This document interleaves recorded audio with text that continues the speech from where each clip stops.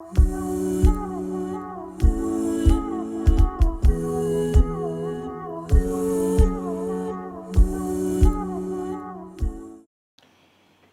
الحمد للہ والصلاة والسلام علی رسول اللہ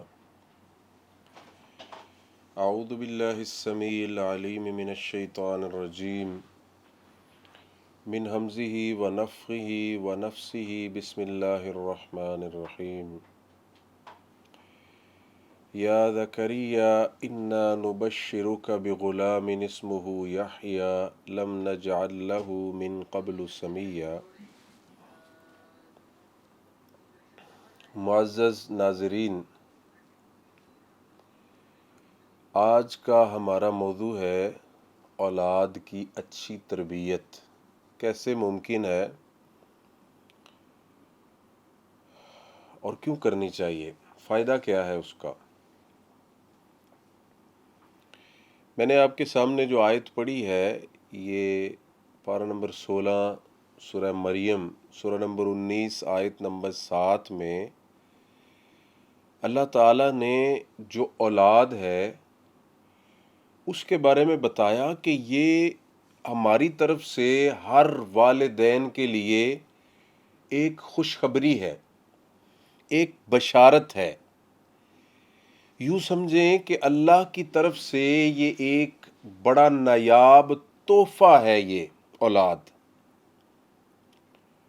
اسی لیے اللہ تعالیٰ فرماتے ہیں یا زکریا انا نبشرک بغلام اسمہ یحیی لم نجعل لہ من قبل سمیا، کہ اے زکریا علیہ السلام، ہم آپ کو ایسے بیٹے کی خوشخبری دے رہے ہیں کہ جس کا ہم نام پہلے کوئی نہیں تھا، کوئی اس کا ہم نام نہیں گزرا اس سے پہلے، 7 نام بھی بتا دیا۔ اور پارہ نمبر 15 سورۃ الکہف سورہ نمبر 18 آیت نمبر 46 میں اللہ تعالیٰ نے اولاد کو زیب و زینت،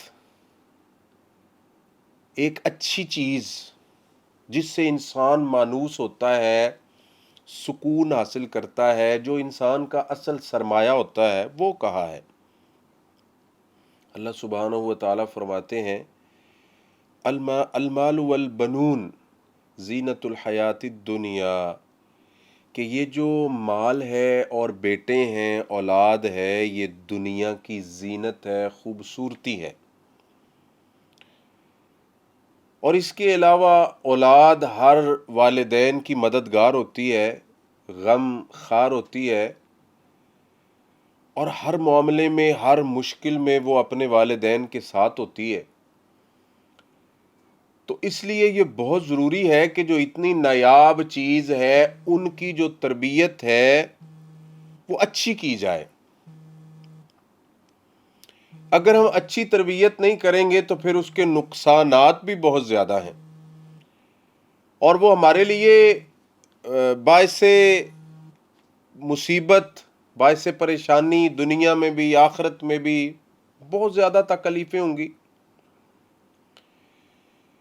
تو اس لیے اولاد کی تربیت کرنا یہ بہت ضروری ہے۔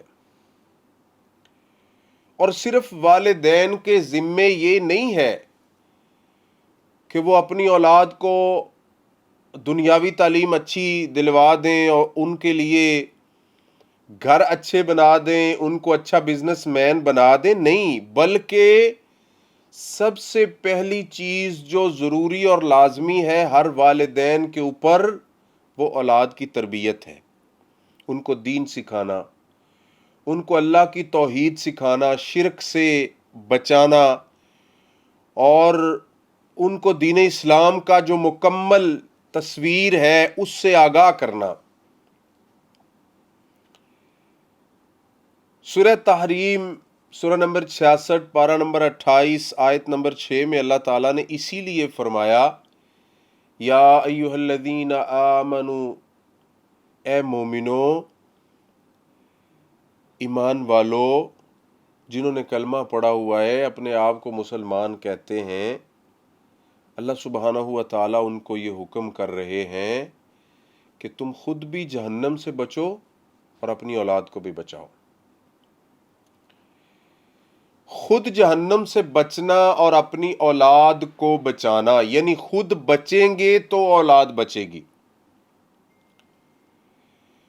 اگر ایک بندہ خود نہیں بچ رہا، خود بدکار ہے، زانی ہے، شرابی ہے، شرک کرنے والا ہے، دنیا کا ہر نقص اور ہر عیب اس کے اندر موجود ہے، کیسے اپنی اولاد کو وہ دیندار بنائے گا؟ تو اس لیے اللہ تعالیٰ نے قرآن میں فرمایا کہ کو انفسکم و اہلیکم نارا، تم خود بھی جہنم سے بچو اور اس کے ساتھ اپنے اہل و عیال کو بھی بچاؤ۔ اور صحیح بخاری حدیث نمبر 2409 میں اللہ کے نبی صلی اللہ علیہ وسلم نے فرمایا کلکم رائن وکلکم مسئول عن رعیتہ، کہ تم میں سے ہر ایک رائی ہے، نگران ہے، اور ہر ایک کو اپنی رعیت کے بارے میں پوچھا جائے گا۔ اور آگے اللہ کے نبی صلی اللہ علیہ وسلم فرماتے ہیں وَالرَّجُلُ فِي أَهْلِهِ رَاعٍ وَهُوَ مَسْئُولٌ عَنْ رَعِيَّتِهِ، کہ ہر بندہ اپنے گھر کا سربراہ ہے، رائی ہے، اور اس کو قیامت کے دن پوچھا جائے گا اس کے گھر میں کیا ہوا، کیوں ہوا، اس کی اولاد اگر بگڑی تو کیوں بگڑی، کیا وجہ تھی، اس نے اولاد کی اچھی تربیت کی یا نہیں۔ اور صرف والد نہیں بلکہ فرمایا وَالْمَرْأَةُ فِي بَيْتِ زَوْجِهَا رَاعِيَةٌ وَهِيَ مَسْئُولَةٌ، کہ جو عورت ہے نا اس کو بھی پوچھا جائے گا اگر اس کی اولاد خراب ہوئی ہے تو کیوں، اگر اس کی اولاد بگڑی ہے، بیٹی پردہ نہیں کر رہی، اگر بیٹے غلط کام کر رہے ہیں تو کیوں، اس کو بھی پوچھا جائے گا۔ اب یہ آیت اور اس حدیث سے یہ ثابت ہوتا ہے کہ ایسا نہیں ہے کہ اگر اولاد بری ہے تو قیامت کے دن والدین کو کہا جائے کہ جاؤ بھائی تم تو فارغ ہو جاؤ، نہیں، ان سے پوچھا جائے گا کہ اگر تمہاری اولاد غلط ہے تو کیوں ہے، کیا وجہ ہے، کیا تم نے اس کو سمجھایا تھا، اس کی تربیت کی تھی، کیوں بگڑی ہے۔ اور یہ اولاد کے بارے میں تو انبیاء بھی بہت فکر مند تھے، ہم تو عام انسان ہیں نا، گناہ گار ہیں۔ اچھا، یہ ایک بہت بڑی بات ہے ہمارے معاشرے میں کہ ہر بندہ اپنی اولاد کو عیب سے پاک سمجھتا ہے، حتیٰ کہ کوئی اس سے کہے نا کہ تیری اولاد نے یہ فلاں جگہ پہ غلطی کی تو وہ ماننے کے لیے تیار ہی نہیں ہے، وہ اس کے خلاف ہو جاتا ہے۔ حالانکہ اولاد کی فکر تو انبیاء بھی کرتے رہے۔ اور حضرت ابراہیم علیہ السلام کے بارے میں سورہ ابراہیم آیت نمبر 40 میں اللہ سے دعا کر رہے ہیں رب اجعلنی مقیم الصلاۃ ومن ذریتی ربنا وتقبل دعا ربنا اغفر لی ولوالدی، کہ اللہ مجھے نماز قائم کرنے والا بنا اور میری اولاد کو بھی، یعنی اولاد کی بھی فکر ہے۔ ربنا وجعلنا مسلمین لک ومن ذریتنا، اللہ مجھے بھی اپنا مطیع اور فرما بردار بنا دے، مجھے اور اسماعیل دونوں کو بنا دے، اور ہماری جو ذریت ہے، ہماری جو نسلیں ہیں ان کو بھی بنا دے۔ اور حضرت یعقوب کے بارے میں سورہ بقرہ پارہ نمبر 1 سورہ نمبر 2 آیت نمبر 133 میں اللہ تعالیٰ فرماتے ہیں ام کنتم شہداء اذ حضر یعقوب الموت اذ قال لبنیہ ما تعبدون من بعدی، کہ جب حضرت یعقوب دنیا سے جانے لگے تو انہوں نے اپنی اولاد کو، اپنے بیٹوں کو بلایا اور ان سے پوچھتے ہیں کہ ما تعبدون من بعدی، میرے بعد تم کس کی پوجا کرو گے، کس کی عبادت کرو گے؟ یعنی باپ کو فکر لگی ہوئی ہے۔ دنیا میں بہت سے باپ ہیں جو دنیا سے جاتے ہیں نا تو ایسا ہوتا ہے کہ وہ اولاد سے پوچھ رہے ہوتے ہیں، ان کو فکر ہوتی ہے کہ میری فلاں جائیداد ہے وہ تو نے لینی ہے، فلاں تو نے لینی ہے، وہ پریشان ہے کہ میرے مرنے کے بعد میری اولاد کدھر سے کھائے گی، کیسے رہے گی، کدھر سے پیے گی، ان کا کیا بنے گا۔ لیکن انبیاء کو دینی معاملات میں پریشانی ہے اولاد کے بارے میں۔ اب آپ یہ سوچیں کہ جو نبی موت کے وقت اپنی اولاد سے پوچھ رہے ہیں ما تعبدون من بعدی، میرے جانے کے بعد شرک تو نہیں کہیں کرو گے، اس کا مطلب ہے کہ زندگی میں انہوں نے اولاد کی بہت اچھی تربیت کی ہوگی اور بڑی فکر مندی کے ساتھ زندگی گزاری ہوگی اپنی اولاد کے بارے میں، جو موت کے وقت بڑی فکر مندی سے دین کے بارے میں پوچھ رہے ہیں کہ میرے مرنے کے بعد تم کیا کرو گے، کس کی عبادت کرو گے، کس کو پوجو گے۔ بہت سارے والدین دنیا میں ایسے بھی ہیں کلمہ پڑھنے والے لیکن خود بھی شرک کرتے ہیں اور اولاد بھی شرک کے اوپر لگی ہوئی ہے اور ان کو کوئی فکر نہیں ہے۔ تو یہ جو اسلام نے ہمیں بتایا ہے نا کہ اولاد کی تربیت بہت ضروری ہے، اس کی ابتدا کہاں سے کرنی چاہیے، یہ بھی ایک بہت بڑا سوال ہے۔ تو سامعین، اولاد کی جو تربیت ہے اس کی ابتدا جب ہم رشتہ تلاش کرتے ہیں تب سے ہوتی ہے، کیونکہ ایسے تو ممکن نہیں ہے کہ ہم اپنے بیٹے کا رشتہ تلاش کریں، جس بیٹے نے اپنی اولاد کی تربیت کرنی ہے، اور اس کے گھر میں کوئی ایسی عورت لے آئیں جو دیندار نہیں ہے، نمازی نہیں ہے، توحید والی نہیں ہے، اللہ اور اس کے رسول کے احکامات کو ماننے والی نہیں ہے، تو کیا اس کی نحوست اور اس کی بے دینی اور اس کی یہ جو سستی ہے یہ کیسے اولاد کو سیدھے رستے پہ لگائے گی؟ اسی لیے رسول اللہ صلی اللہ علیہ وسلم نے بہت بڑی تاکید فرمائی ہے۔ آپ فرماتے ہیں سنن نسائی حدیث نمبر 32 میں اور مسند احمد حدیث نمبر 65-67 میں عبداللہ بن عمر رضی اللہ تعالیٰ عنہ سے مروی ہے کہ رسول اللہ صلی اللہ علیہ وسلم نے فرمایا کہ یہ ساری دنیا فائدہ حاصل کرنے کی چیز ہے، دنیا سے لوگ فائدہ اٹھاتے ہیں، لیکن سب سے بہترین قیمتی چیز دنیا کی وہ نیک بیوی ہے۔ کیوں فرمایا؟ جب گھر میں نیک بیوی ہوگی تو انشاءاللہ اولاد بھی نیک ہوگی، اولاد کی تربیت بھی اچھی ہوگی۔ جب بیوی حیا والی ہوگی تو پھر بیٹیاں بھی حیا ہی سیکھیں گی۔ تو سنن نسائی حدیث نمبر 32-31 میں اللہ کے نبی صلی اللہ علیہ وسلم نے بتایا ہے کہ عورت کون سی اچھی ہوتی ہے۔ فرمایا جب خاوند اس کو دیکھے تو اس کو خوش کر دے، اور جب اس کو حکم کرے تو وہ فوراً اس کی بات کو مانے۔ جب ہمارے گھر میں خاندان کی ابتدا ایسی عورت سے ہوگی کہ جس کو حکم دیا جائے تو وہ فوراً بجا لائے، تو پھر اللہ تعالی اولاد بھی نیک ہی دیں گے۔ اسی لیے صحیح بخاری حدیث نمبر 50-90 میں اللہ کے نبی صلی اللہ علیہ وسلم سے حضرت ابو ہریرہ رضی اللہ تعالیٰ عنہ بیان فرماتے ہیں کہ آپ نے فرمایا 4 چیزیں دیکھ کر شادی کی جاتی ہے۔ کچھ لوگ مال دیکھتے ہیں، کچھ لوگ حسب نسب دیکھتے ہیں، برادریاں دیکھتے ہیں، کچھ لوگ خوبصورتی دیکھتے ہیں، اور کچھ لوگ دین دیکھتے ہیں۔ تو آپ نے فرمایا تم نے دین دیکھ کے شادی کرنی ہے، دین کو ترجیح دو۔ کیوں؟ اس میں حکمت یہی ہے کہ جب ہم دین کو ترجیح دے کے اپنی اولاد کی شادی کریں گے، ہمارے گھر آنے والی دیندار جب بہو آئے گی تو ہماری اولاد کی اچھی تربیت ہوگی۔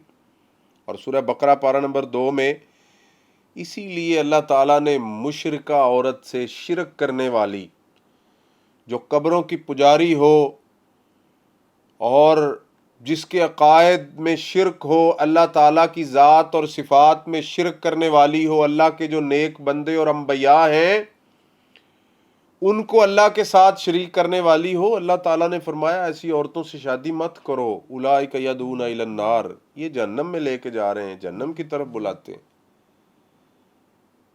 اس لیے کوئی بھی عورت جس کے عقیدے میں شرک ہے اس سے شادی کرنا جائز نہیں ہے، کوئی بھی ہو، چاہے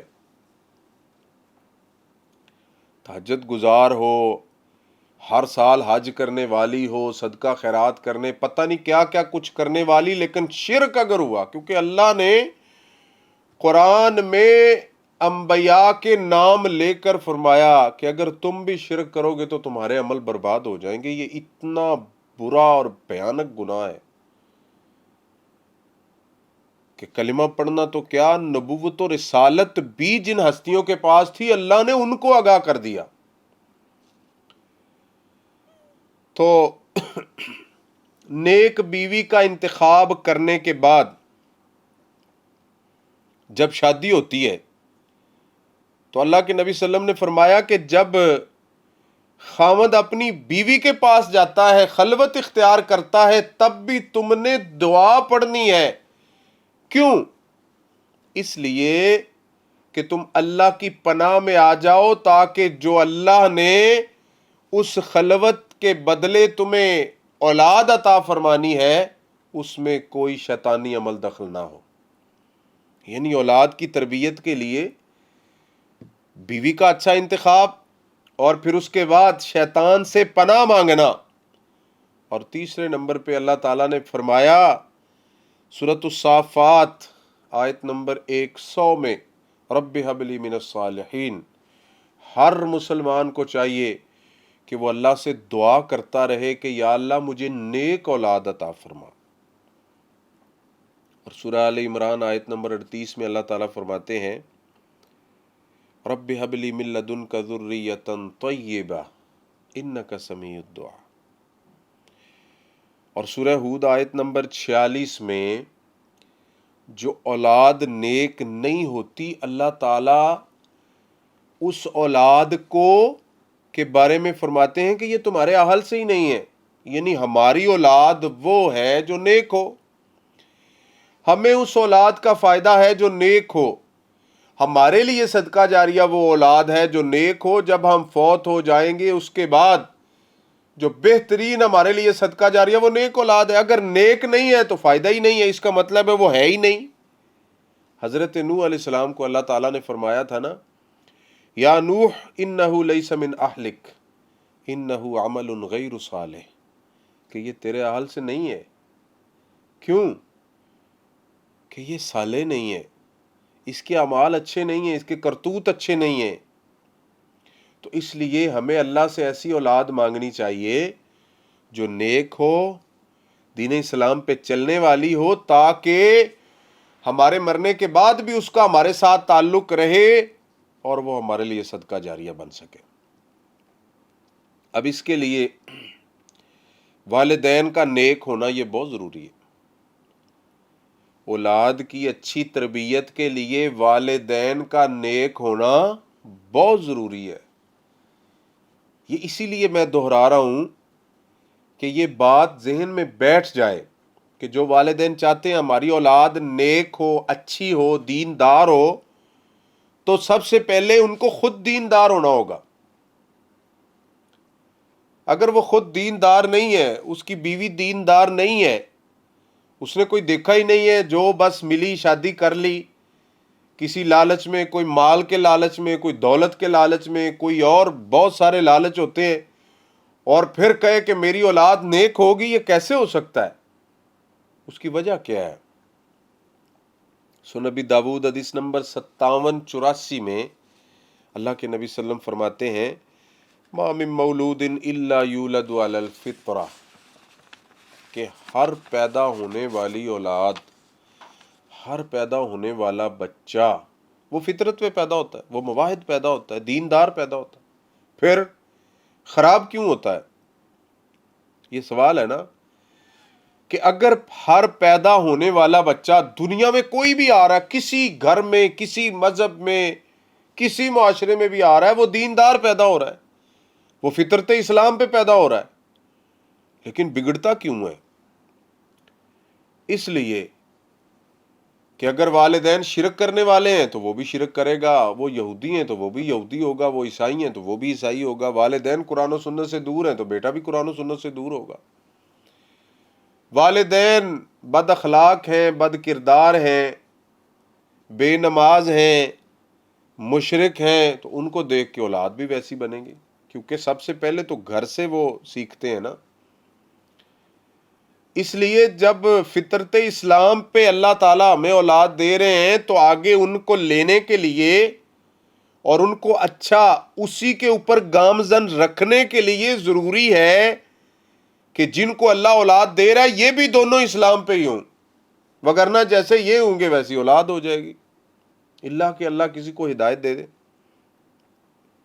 اس کے بعد جب اللہ تعالیٰ اولاد دے دے تو سنت کے مطابق ہمیں ان کی تربیت کرنی چاہیے۔ مثال کے طور پہ سب سے پہلے تحنیک ہے، ان کو گھٹی دینا۔ جب ہمیں اللہ تعالیٰ اولاد دے، صحیح مسلم حدیث نمبر 286 حضرت عائشہ رضی اللہ تعالیٰ عنہ سے مروی ہے کہ رسول اللہ صلی اللہ علیہ وسلم کے پاس بچوں کو لایا جاتا اور آپ کوئی میٹھی چیز، کھجور، اس کو چبا کے اس کے منہ میں اس کی زبان یا حلق کے ساتھ لگاتے کہ وہ اس کو چاٹتا تھا۔ یہ سنت ہے، ہمیں اس کے اوپر عمل کرنا چاہیے تاکہ ہمارے بچوں کی تربیت دینی ہو۔ پھر اس کے لیے آپ صلی اللہ علیہ وسلم برکت کی دعا کیا کرتے تھے۔ اس کے بعد کان میں اذان دینا، اس میں کچھ اختلاف ہے۔ بعض نے تو کہا کہ یہ ساری احادیث اس بارے میں جتنی ہیں وہ ضعیف ہیں، اور بعض نے حسن بھی کہا ہے، لیکن جو امام ترمذی رحمہ اللہ نے جامع ترمذی میں ان کا قول ہے، انہوں نے فرمایا والعمل علیہ، کہ اس پر مسلمانوں کا عمل تھا، تو اس کا مطلب ہے، محدثین نے لکھا ہے کہ اس کا مطلب ہے کہ مسلمانوں کا اس پہ عمل تھا، یعنی اجماع تھا اس کے اوپر۔ البتہ تکبیر کا کوئی نہیں ہے، اذان کا ہے، اجماع کی وجہ سے، کہ مسلمانوں کا اجماع تھا کہ بچے کے نو مولود کے کان میں اذان دینا۔ پھر اس کے بعد اس کا عقیقہ کرنا۔ صحیح بخاری حدیث نمبر 5471 میں حضرت سلمان بن عامر رضی اللہ تعالیٰ عنہ فرماتے ہیں کہ میں نے رسول اللہ صلی اللہ علیہ وسلم سے سنا کہ ہر پیدا ہونے والے بچے کے ساتھ عقیقہ ہے اور اس کی طرف سے خون بہایا جائے۔ اور سنن ابن ماجہ حدیث نمبر 3163 حضرت عائشہ رضی اللہ تعالیٰ عنہ سے مروی ہے، وہ فرماتی ہیں کہ اللہ کے نبی صلی اللہ علیہ وسلم نے فرمایا کہ لڑکے کی طرف سے 2 بکریاں، 2 جانیں، اور لڑکی کی طرف سے 1 جان عقیقے میں دی جائے۔ یعنی ایک حدیث میں خون بہایا جائے اس کی طرف سے، اور دوسری روایت میں ہے کہ بچے کی طرف سے 2 جانیں اور بچی کی طرف سے 1 جان کا عقیقہ کیا جائے۔ پھر جامع ترمذی حدیث نمبر 1522 میں حضرت سمرہ رضی اللہ عنہ سے مروی ہے کہ 7ویں دن اس کا عقیقہ کیا جائے، اچھا نام رکھا جائے، کیونکہ اچھا نام ہوگا تو جب والدین اپنے بچے کو بلائیں گے اس کو پتہ ہوگا کہ میرا ایک اسلامی نام ہے اور اسلام کے ساتھ میرا بہت بڑا تعلق ہے اور کتنا خوبصورت میرا نام ہے۔ پھر اس کا سر مونڈا جائے اور اس کا ختنہ کیا جائے، کیونکہ ختنہ بھی فطرت اسلام میں سے ہے۔ صحیح بخاری حدیث نمبر 5891 میں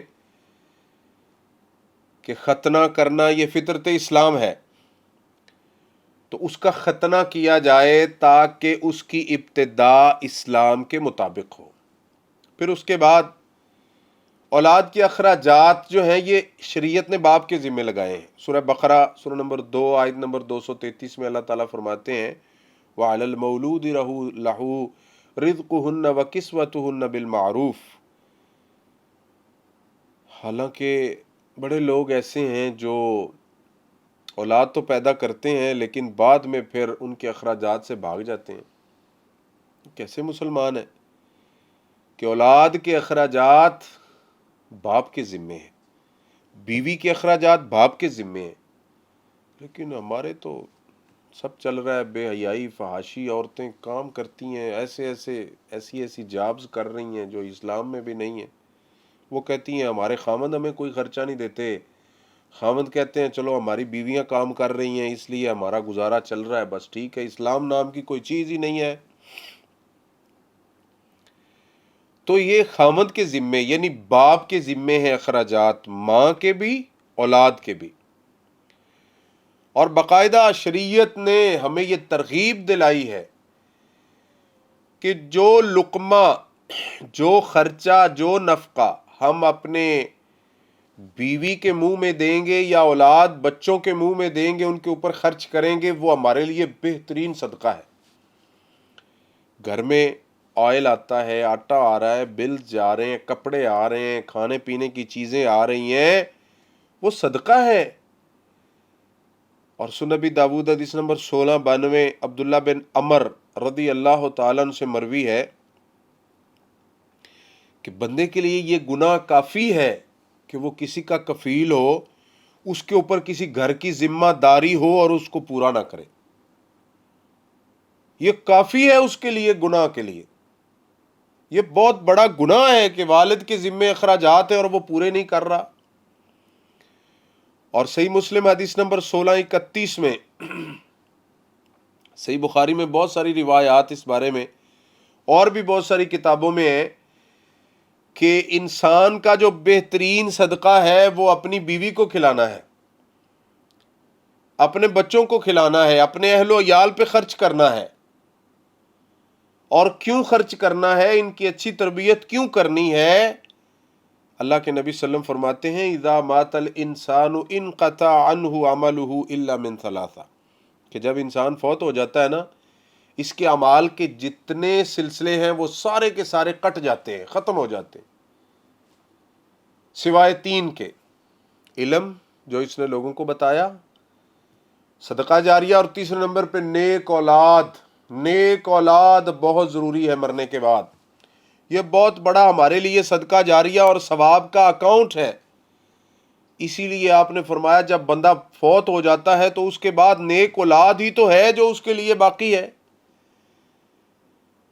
تو پھر اللہ کے نبی صلی اللہ علیہ وسلم کی سنت سے ثابت ہے کہ اپنے بچوں کو سب سے پہلے توحید سکھائی جائے. زبان کھول رہے ہیں نا، لا الہ الا اللہ سکھایا جائے. اور سنن ترمذی حدیث نمبر 2516 عبداللہ بن عباس رضی اللہ تعالیٰ عنہ کو آپ نے فرمایا کہ اے عبداللہ، اللہ تعالیٰ کے اوپر توکل کرو، اللہ تعالیٰ کی شریعت کا خیال رکھو، اللہ تمہاری حفاظت کریں گے. اور پوری دنیا تمہیں فائدہ دینا چاہے کچھ نہیں دے سکتی جب تک اللہ نہ چاہے، اور پوری دنیا نقصان کرنا چاہے تو کچھ نہیں کر سکتی جب تک اللہ نہ چاہے. کتنا زبردست عقیدہ دیا. تو جب ہمارے بچے بولنا شروع کریں، ہمیں چاہیے کہ ہم اپنے بچوں کو اللہ کا تعارف، اللہ کی توحید، توحید کی اقسام، اللہ کے اوپر توکل کرنا، بھروسہ کرنا، اللہ کی عبادت، اور شرک کی اقسام اور جتنے شرکیہ امور ہیں ان کی پہچان، اور اللہ تعالیٰ کی توحید کا علم. یہ فرض ہے ہر والدین کے اوپر کہ وہ اپنے بچوں کو سکھائے. یہ نہ ہو کہ ان کے ذہنوں میں یہ خوش فہمی ہو کہ ہم مسلمانوں کے گھر میں پیدا ہوئے ہیں، شرک بھی کرتے رہے، سب کچھ کرتے رہے، وہ کہتے پھر بھی ہم مسلمان ہیں، پھر بھی ہم جنتی ہیں. تو سب سے پہلے بچوں کو عقیدہ توحید سکھانا یہ بہت ضروری ہے. پھر اس کے بعد عقیدہ رسالت ہے کہ رسول اللہ صلی اللہ علیہ وسلم اللہ کے آخری نبی ہیں، اور کوئی بھی کام جب تک آپ صلی اللہ علیہ وسلم کے طریقے پر نہیں ہوگا اللہ کے ہاں قابل قبول نہیں ہے. اور دنیا میں واحد ایک ہی ہستی ہے کہ بلا خوف و خطر جس کی بات کو ماننا ہمارے لیے ضروری ہے، جس کی اتباع ہمارے لیے ضروری ہے. پھر اس کے ساتھ عقیدہ آخرت ہے، اچھی بری تقدیر پر ایمان ہے، ایمانیات ہیں. یہ ساری چیزیں اپنے بچوں کو ابتدا میں سکھانی چاہیے. پھر اس کے بعد جتنے عبادات ہیں، معاملات ہیں، فروعی مسائل ہیں، جتنی بھی چیزیں ہیں، یہ ہر والدین کی ذمہ داری ہے وہ خود سکھائے اپنی اولاد کو. اب جب خود نہیں جانتا، اولاد کو سکھانے کے لیے سیکھنے پڑیں گے، پڑھنے پڑیں گے، تو یہی تو ہمارے لیے اچھے نہیں ہیں. ہم کہتے ہیں کہ اب ہم کیا کریں؟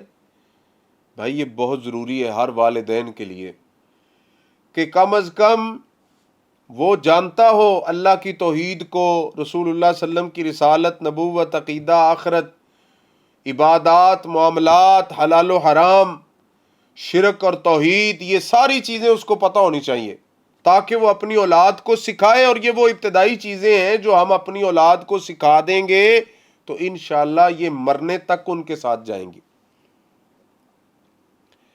پھر سنن نبی داود حدیث نمبر 495 میں اللہ کے نبی صلی اللہ علیہ وسلم فرماتے ہیں مرو اولادکم بالصلاۃ، کہ اپنی اولاد کو نماز کا حکم کرو.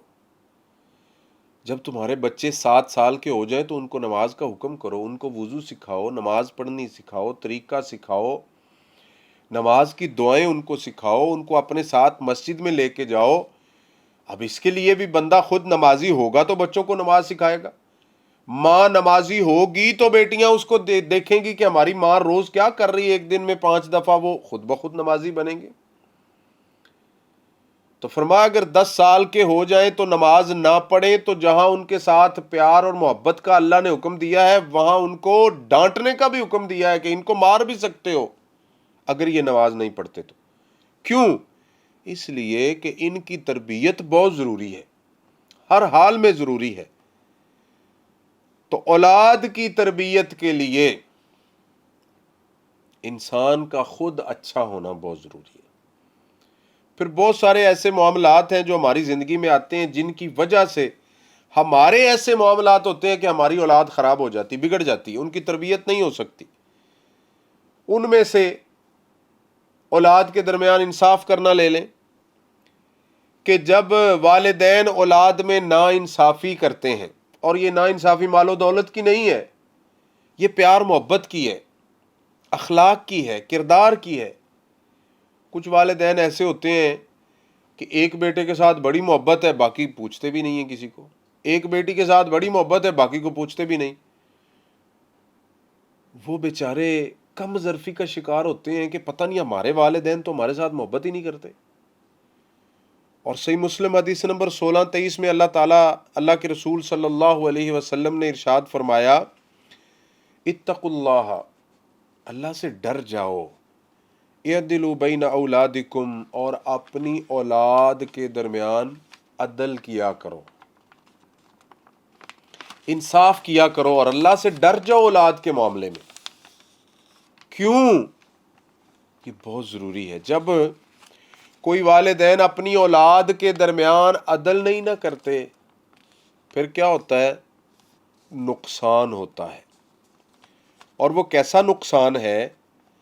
اللہ تعالیٰ نے قرآن میں ہمیں بتایا، پارہ نمبر 12 سورہ یوسف آیت نمبر 8. اللہ تعالیٰ فرماتے ہیں اذ قالوا لیوسف واخوہ احب الی ابینا منا ونحن عصبہ ان ابانا لفی ضلال مبین. کہ حضرت یوسف کے بھائیوں نے کہا لیوسف واخوہ احب الی ابینا منا، کہ ہمارا باپ تو حضرت یوسف کے ساتھ بڑی محبت کرتے اور ان کے بھائی کے ساتھ بڑی محبت کرتے، ہمارے ساتھ تو کی نہیں ہے. ہم اتنے بڑے جوان ہیں، اتنی بڑی جماعت ہے، ہمارا ایک نام ہے، ہمارا قد کاٹ ہے، ہم کام کرتے ہیں، کماتے ہیں، گھر چلا رہے ہیں، سب کچھ کر رہے ہیں، ہمارے باپ ہمارے ساتھ تو محبت ہی نہیں کرتے، ان کے ساتھ کرتے ہیں. اگرچہ ایسا نہیں تھا لیکن ان کے ذہنوں میں یہ بات بیٹھ گئی کہ ہمارے والد ہمارے ساتھ انصاف نہیں کر رہے، برابر کی محبت نہیں ہمیں دے رہے. پھر نقصان کیا ہوا؟ آپ کے سامنے ہے. انہوں نے کہا اقتلوا یوسف او اطرحوه ارضا یخل لکم وجہ ابیکم وتکونوا من بعدہ قوما صالحین. انہوں نے کہا ہماری کامیابی اسی میں ہی ہے، اس کو قتل کر دو، کنویں میں ڈال دو. اب کیوں قتل کر رہے ہیں؟ کنویں میں کیوں ڈال رہے ہیں؟ جائیداد کا مسئلہ تھا؟ نہیں، صرف ایک ہی مسئلہ تھا کہ اس کے ساتھ محبت زیادہ ہے، ہمارے ساتھ نہیں ہے. اس کا مطلب یہ ہے کہ جب اولاد کے درمیان ہم عدل نہیں کریں گے، پیار اور محبت سب کے ساتھ برابر نہیں کریں گے تو اولاد آپس میں ایک دوسرے کے خلاف ہو جائے گی اور ان کے دلوں میں ایسی عداوت پیدا ہوگی ایک دوسرے کے بارے میں کہ شاید وہ دوبارہ زندگی میں ختم نہ ہو. چھوٹی سی غلطی ہے ناانصافی، عدل نہ کرنا اولاد کے درمیان، اور اس کا نتیجہ کیا نکلتا ہے کہ اولاد ساری زندگی کے لیے ایک دوسرے کے خلاف ہو جاتی ہے. اس لیے کچھ ایسی چیزیں ہوتی ہیں زندگی میں جن کا کرنا، دیکھنا اور ان کی طرف توجہ دینا یہ بہت ضروری ہوتا ہے. دیکھنے میں چھوٹی سی لگتی ہے لیکن بہت بڑی ہے. اس کے بعد جب بچے ہمارے گھروں میں ہوتے ہیں چھوٹے چھوٹے تو نظر بد کا بڑا مسئلہ ہوتا ہے، کیونکہ شیطان اپنی کوشش کرتا ہے ہمیں گمراہ کرنے کے لیے. آپ نے دیکھا ہوگا، کیونکہ نظر بد کا مسئلہ تو بچوں کو ہوتا ہی ہے، چھوٹے بچے ہوتے ہیں، شیطانی حملے اور سب کچھ ہوتا رہتا ہے. پھر اس کا نتیجہ کیا نکلتا ہے؟ کوئی تعویذ لٹکا رہا ہے، کوئی کسی درخت پہ جا کے کپڑے باندھ رہا ہے کہ یہ میرا بیٹا روتا بڑا ہے اور وہ اس سے ٹھیک ہو جائے گا. مختلف ہر علاقے کے، ہر معاشرے کے اپنے اپنے دھندے ہیں، لیکن اللہ کے نبی صلی اللہ علیہ وسلم نے فرمایا ہر والدین کو چاہیے کہ وہ خود دعائیں سیکھے اپنے بچوں کے اوپر پڑھنے کے لیے. اور صحیح بخاری حدیث نمبر 3371، سنن نبی داود 4737، عن ابن عباس رضی اللہ تعالی عنہ قال قال النبی صلی اللہ علیہ وسلم يعوذ الحسن والحسین ويقول ان اباکما يعوذ اسماعیل و اسحاق. حضرت حسن اور حسین رضی اللہ تعالیٰ عنہ کو دم کیا کرتے تھے اور ان کو بتاتے تھے کہ یہ وہی دعا ہے، یہ وہی دم ہے، یہ وہی کلمات ہیں جو تمہارے باپ حضرت ابراہیم اپنے بیٹوں کے اوپر پڑھا کرتے تھے. کسی بھی بچے کو نظر لگ جائے، وہ روئے، دودھ نہیں پیتا، پریشان کرتا ہے، تو دعا پڑھے، اعوذ بکلمات اللہ التامہ من کل شیطان وہامہ ومن کل عین لامہ. یہ دعا جب ہم پڑھیں گے ہمارے بچے اللہ کی پناہ میں آ جائیں گے، ہر زہریلے جانور، ہر زہریلی چیز سے، ہر نقصان دینے والی نظر بد سے. چھوٹی سی دعا ہے، سارے معاملات صحیح ہو جائیں گے. اور ایسے ہی اگر اللہ تعالیٰ کسی والدین سے اولاد لے لے، کیونکہ دینا یہ بھی اللہ کا کام ہے، اور جو چیز دی ہے ظاہری بات ہے وہ لے بھی سکتے ہیں، اس کے اوپر ہمیں بے صبری نہیں کرنی چاہیے. والدین کے لیے صبر بہت ضروری ہے، کیونکہ اولاد کی محبت بڑی ہوتی ہے دل میں. جب وہ دنیا سے جا رہی ہوتی ہے نا تو پھر بندے کو بہت پریشانی ہوتی ہے. جیسے صحیح حدیث ہے نا کہ جب فرشتے کسی کا بیٹا فوت کر کے اللہ کے پاس جاتے تو اللہ ان سے پوچھتے ہیں کہ تم نے میرے بندے کے دل کا ٹکڑا لے آئے ہو، وہ کیا کہتا تھا؟ تو وہ کہتے ہیں یا اللہ وہ تو الحمدللہ پڑھ رہا تھا، انا للہ پڑھ رہا تھا، تیری تعریف ہی کر رہا تھا اس نے، اور کچھ نہیں کیا. اللہ تعالیٰ فرماتے ہیں اس کا جنت میں گھر بنا دو اور بیت الحمد لکھ دو اس کے اوپر. یہ اس کے صبر کی وجہ سے. اور رسول اللہ صلی اللہ علیہ وسلم، صحیح بخاری حدیث نمبر 1303، حضرت انس رضی اللہ تعالیٰ عنہ سے مروی ہے کہ جب آپ کا بیٹا حضرت ابراہیم رضی اللہ عنہ دنیا سے جا رہے تھے نا، تو آپ نے اپنے ہاتھوں کے اوپر اٹھائے ہوئے تھے اور وہ تڑپ رہے تھے، روح پرواز ہو رہی تھی.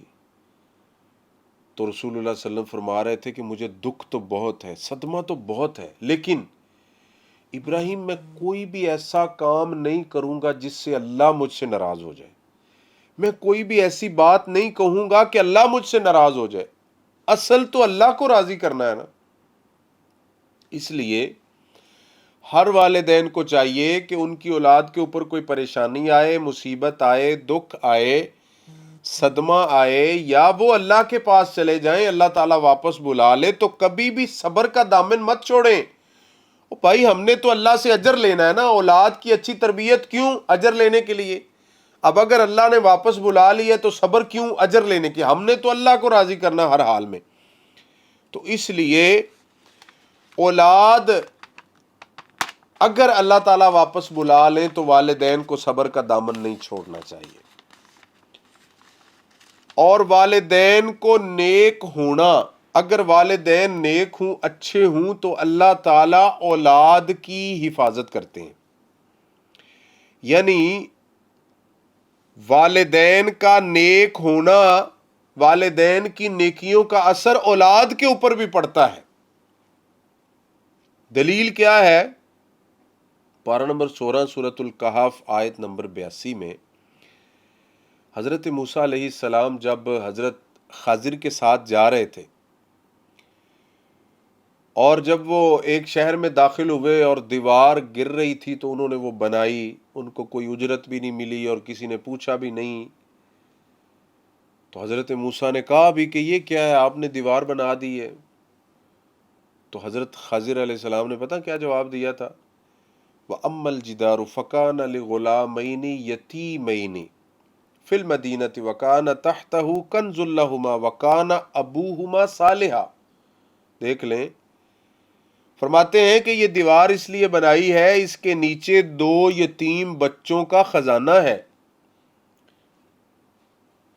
اور ان کے خزانے کی حفاظت کے لیے کہ وہ تو ابھی چھوٹے ہیں، کوئی نکال کر نہ لے جائے، اس لیے اللہ نے حضرت خضر اور حضرت موسیٰ سے وہ دیوار بنوائی ہے، ان کے خزانے کی حفاظت کے لیے۔ کیوں بنوائی ہے؟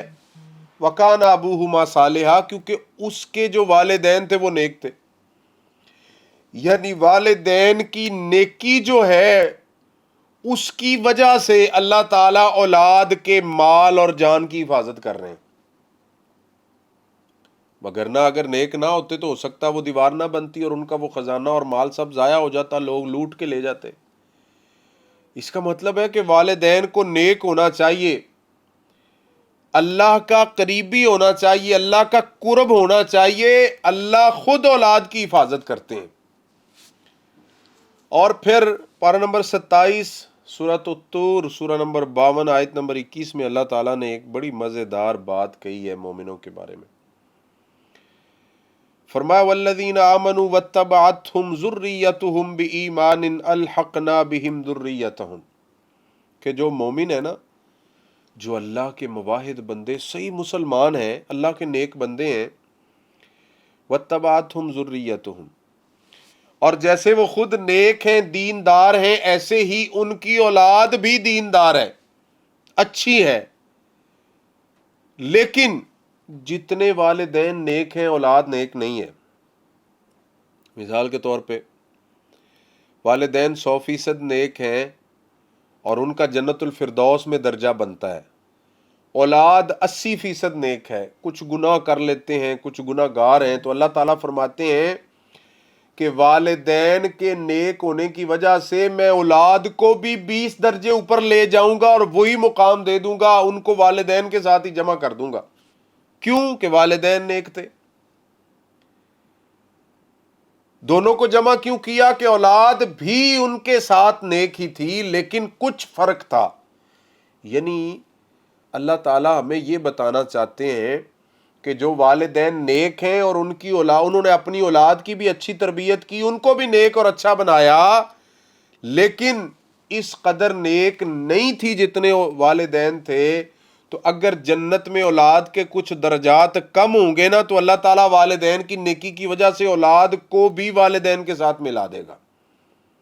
تو یہ وہ اثر ہے جو والدین کی نیکیوں کا اولاد کے اوپر ہوتا ہے۔ تو اس لیے جب ہم رشتہ ڈھونڈنے سے لے کر اولاد کے جوان ہونے تک خود بھی نیکی پہ رہیں گے اور اپنی اولاد کو بھی نیکی کا حکم کریں گے، تو پھر انشاءاللہ ہماری اولاد ہمارے لیے بہترین صدقہ جاریہ بنے گی اور نیک اولاد ہوگی ہماری۔ تو اس لیے ہم سب کو یہ کوشش کرنی چاہیے کہ ہم خود بھی شریعت کو پڑھیں، قرآن و سنت کو پڑھیں اور قرآن و سنت کے مطابق زندگی گزاریں، اور آگے ہماری اولادیں بھی قرآن و سنت کے مطابق زندگی گزاریں گی۔ اور اگر ہم نے ساری زندگی قصے کہانیوں کو دین بنائے رکھا، جو کسی نے سنایا وہ سن کے اس کو دین بنا لیا، جو کسی نے کیا اس کو دیکھے دیکھے کو دین بنا لیا، تو پھر ہماری اولادیں بھی ایسی ہوں گی۔ اس لیے ہر والدین کی یہ ذمہ داری ہے، اس کو چاہیے کہ وہ اپنی اولاد کو اچھا دیندار بنانے کے لیے پہلے خود شریعت کا مطالعہ کرے، پہلے خود دیندار بنے، پہلے خود قرآن و سنت کو پڑھے سیکھے، تاکہ جب اس کی اولاد آئے، اللہ تعالیٰ اس کو اولاد دے، تو ان کی تربیت بھی وہ پھر صحیح دین کے مطابق کرے۔ اور یہ ہر مسلمان کے لیے ضروری ہے، کیونکہ اگر نہیں کرے گا تو رسول اللہ صلی اللہ علیہ وسلم نے فرمایا کلکم رائن وکلکم مسئول عن رعیتہ، اور قرآن میں اللہ تعالیٰ فرماتے ہیں کو انفسکم و اہلیکم نارا، کہ تم خود بھی، یعنی تمہارے لیے ضروری ہے کہ خود بھی جہنم سے بچو اور اپنی اولاد کو بھی جہنم سے بچاؤ۔ تو اس لیے صحابہ کرام دیکھ لیں، وہ اپنے چھوٹے چھوٹے بچوں کو روزے رکھواتے تھے۔ صحیح حدیث میں ہے کہ روزے رکھواتے، مسجد ساتھ لے جاتے، ان کی پریکٹس کروا رہے ہیں، اور اگر وہ روتے ہیں تو ان کو روئی کے کھلونے، روئی کی گڑیا دے دیتے ہیں کہ تاکہ وہ اس سے کھیلیں اور تھوڑا ان کا دل جو ہے وہ بہل جائے اور ان کو کھانا یاد نہ رہے۔ تو ایسے ہی دھیرے دھیرے ان کا جو ٹائم ہے وہ شام تک کے لیے پورا کرواتے تھے۔ کیوں؟ تاکہ وہ لوگ شروع سے نمازیں پڑھیں گے، شروع سے روزے رکھیں گے، شروع سے ان کو اگر عادت پڑ جائے گی تو پھر وہ دیندار بھی بن جائیں گے۔ تو اس لیے یہ ہر والدین کو چاہیے یہ کرے۔ اللہ تعالی ہم سب کو عمل کرنے کی توفیق عطا فرمائے۔ اللہ تعالی ہماری اولاد کو نیک بنائے، ہمارے لیے بہترین صدقہ جاریہ بنائے۔ السلام علیکم ورحمۃ اللہ وبرکاتہ۔